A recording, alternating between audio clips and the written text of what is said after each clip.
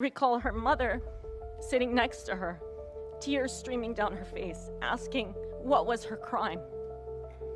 I didn't have the heart to tell her that Siwar, with her beautiful, long, dark lashes and curls, would likely never...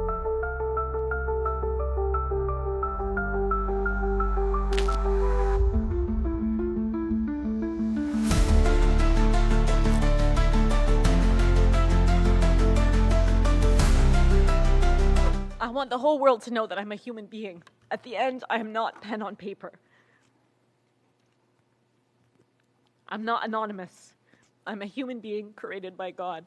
Every single person I met in Gaza has lost family, has lost friends, colleagues, neighbors, violently taken from them. I remember 6-year-old Siwar, who was intubated in the ICU with severe traumatic brain injury. Her little brother still missing. I recall her mother sitting next to her, tears streaming down her face, asking what was her crime. I didn't have the heart to tell her that Siwar, with her beautiful, long, dark lashes and curls, would likely never talk or interact fully, if she were to survive. Or the lovely older gentleman who helped carry the injured into the emergency department, comforting them in any way he could, cleaning the pools of blood after every mass casualty.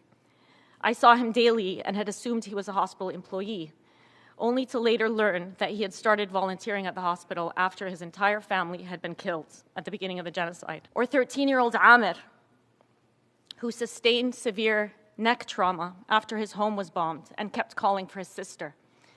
He didn't recognize that she was the girl in the bed next to him because she had been burned beyond recognition. When she died, Ahmed was left as the only surviving member of his family. I recall his vacant stare and his soft voice whispering into my ear, "I wish I had died with them. Everyone I love is in heaven. I don't want to be here anymore." I want you to take a second and imagine all of the children that I just spoke about, their mothers, their fathers, desperately seeking medical care and searching for hope in one of the few remaining hospitals in Gaza. Then the electricity cuts out. The entrance to the hospital is struck by a missile. The hospital is threatened with forced displacement orders. Again, this is only one dimension of this apocalyptic situation. Everything needed to sustain life is under attack in Gaza. One day, someone will dig up the records of our testimonies, pleading for 14 months. They will dig up the records of Palestinians covering their own genocide when international journalists were unprecedentedly banned from entering. Palestinian children setting up press conferences to tell the world that their lives mattered. We will have to reckon with that history. Why aren't Palestinians the ones speaking for our cause? Why are we not there and able to speak?